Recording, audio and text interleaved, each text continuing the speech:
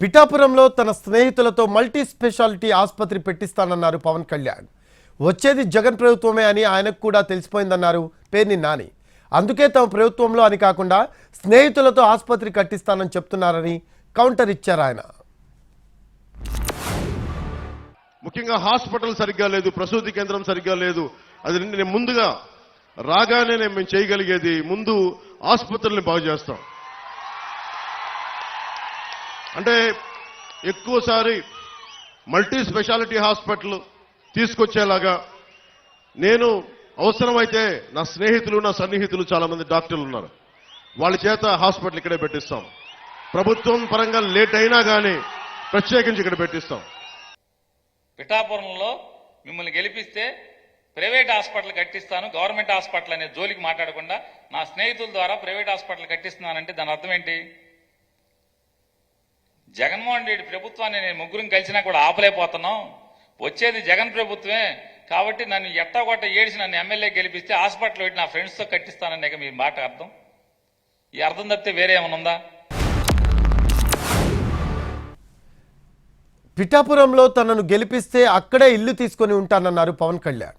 గత ఎన్నికల్లో భీమవరంలోనూ ఇదే చెప్పారంటూ సెటైర్ వేశారు పేర్ని నాని.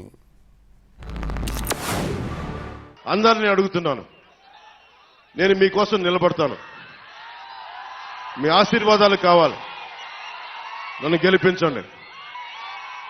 ఎమ్మెల్యేగా గెలిచిన వెంటనే ఈ లోపలే కుదిరితే నేను ఇల్లు ఇక్కడే తీసుకుంటాను, స్థలం తీసుకుంటాను. ముందు ఎందుకు చెప్తున్నాను ఈ మాట? ఎందుకు చెప్తున్నా? ప్రతి ఒక్కళ్ళు ఇక్కడున్న ప్రజలందరినీ, గోదావరి జిల్లా, తూర్పు గోదావరి జిల్లా ప్రజలందరినీ భావోద్వేగాలతో ఆడుకున్నారు.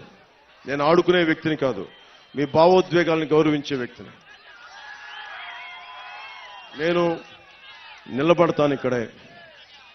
తూర్పుగోదావరి జిల్లా పిఠాపురం కేంద్రంగా చేసుకునే రాజకీయం నడుపుతాం. నేను గెలిచినా ఓడిన భీమవరాన్ని వదలను. ఈ భీమవరాన్ని ఒక సుందర నగరంగా తీర్చిదిద్దుతాను.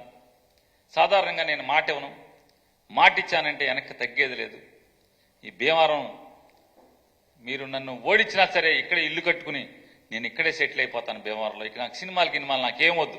ఈ భీమవరం బాగు చేతే భీమవరం ప్రజల సేవే నేను ఊపిరి ఆగిపోయేంత వరకు నేను భీమవరంలో ఉండిపోతానని చెప్పారు.